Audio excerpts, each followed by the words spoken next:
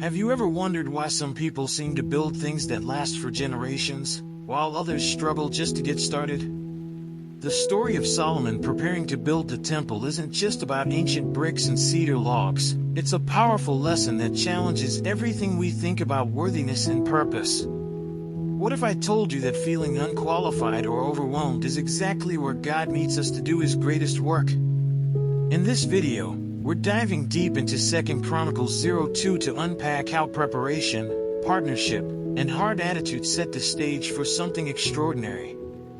Stick around, because the secrets here don't just belong to kings or craftsmen, they're meant for you, too. Then, let's read the chapter together. Solomon gave orders to build a temple for the name of the Lord and a royal palace for himself. He conscripted 70,000 men as carriers and 80,000 as stonecutters in the hills and 3,600 as foremen over them. Solomon sent this message to Hiram, king of Tyre.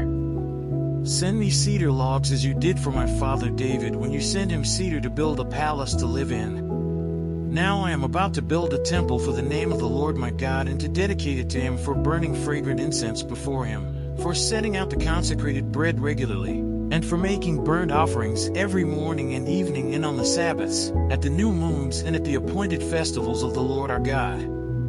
This is a lasting ordinance for Israel. The temple I am going to build will be great, because our God is greater than all other gods. But who is able to build a temple for him, since the heavens, even the highest heavens, cannot contain him? Who then am I to build a temple for him, except as a place to burn sacrifices before him? Send me, therefore, a man skilled to work in gold and silver, bronze and iron, and in purple, crimson and blue yarn, and experienced in the art of engraving, to work in Judah and Jerusalem with my skilled workers, whom my father David provided. Send me also cedar, juniper, and alder logs from Lebanon, for I know that your servants are skilled in cutting timber there. My servants will work with yours to provide me with plenty of lumber, because the temple I build must be large and magnificent.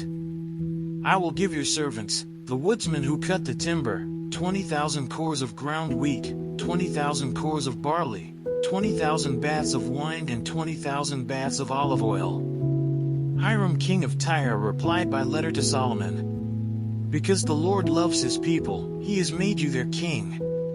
And Hiram added, Praise be to the Lord, the God of Israel, who made heaven and earth. He has given King David a wise son, endowed with intelligence and discernment, who will build a temple for the Lord and a palace for himself. I am sending you Hiram, a man of great skill, whose mother was from Dan and whose father was from Tyre. He is trained to work in gold and silver, bronze and iron, stone and wood, and with purple and blue and crimson yarn and fine linen. He is experienced in all kinds of engraving and can execute any design given to him. He will work with your skilled workers and with those of my lord, David your father. Now let my lord send his servants the wheat and barley and the olive oil and wine he promised, and we will cut all the logs from Lebanon that you need and will float them as rafts by sea down to Joppa.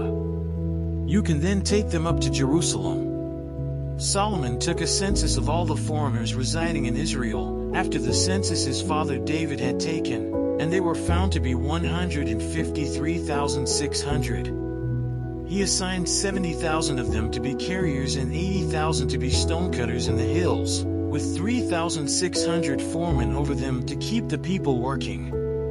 Let's say a quick prayer to thank the Lord for his mercy. Hey God, thank you so much for opening our eyes to what Solomon's story really means. Thanks for showing us how to prepare, to serve, and to honor you, even when we feel small or unworthy. Please help us take this knowledge from our heads to our hearts and live it out every day. Give us the courage and wisdom to build what you've called us to, one step at a time. We trust you to guide us through it all.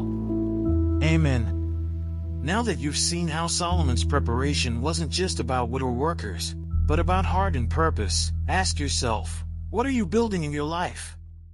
Are you settling for ordinary when God is inviting you to something extraordinary? Maybe it's time to stop waiting to feel worthy and start showing up with all you've got.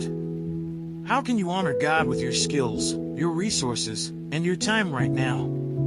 Think about what small steps you can take today that align with your bigger calling. Don't let this be just another story you read in the Bible and forget. This is a call to action, to build your own temple of purpose, obedience, and faithfulness. I want to hear from you. What's your cedarwood or skilled craftsman in your life? How are you partnering with others to build something lasting? Drop your thoughts in the comments below, and let's start a conversation that inspires real change. If you found value in this teaching, make sure to subscribe and hit the notification bell so you won't miss the next chapter in this journey.